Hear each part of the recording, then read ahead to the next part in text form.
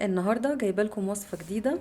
مش قادره اقول لكم ريحتها وهي في الفرن كانت عامله ازاي، وقد ايه هي هشه وخفيفه، ومن سهولتها وطعمها التحفه هتعملوها كل يوم. كيكه العجوه وعين الجمل. نبدا بكوبايه عجوه، عليهم نص كوبايه زبده في درجه حراره الغرفه،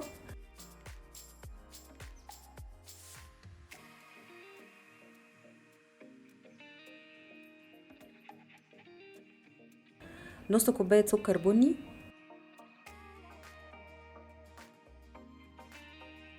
2 شوت اسبريسو او كوبايه قهوه سريعه الذوبان وتكون سخنه.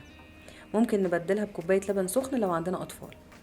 نضيف عليهم رشه ملح ونقلبهم مع بعض كويس جدا بالمضرب اليدوي. نضيف عليهم كوبايه ونص دقيق منخول، معلقه كبيره نشا، معلقه كبيره لبن بودره، معلقه كبيره كاكاو خام، ونضيف عليهم نص معلقه صغيره بيكنج صودا، ونص معلقه صغيره بيكنج باودر، ونضيف عليهم بيضه كبيره، معلقه صغيره فانيليا، ونقلب كل ده كويس جدا بالسباتيولا.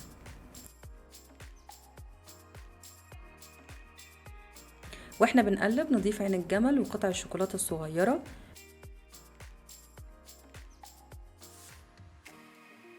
ونكمل تقليب لحد ما توصل للقوام اللي احنا شايفينه ده.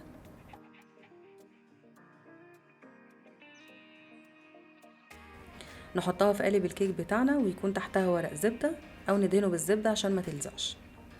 وقبل ما ندخلها الفرن نرش على وشها برضو عين جمل وقطع شوكولاته.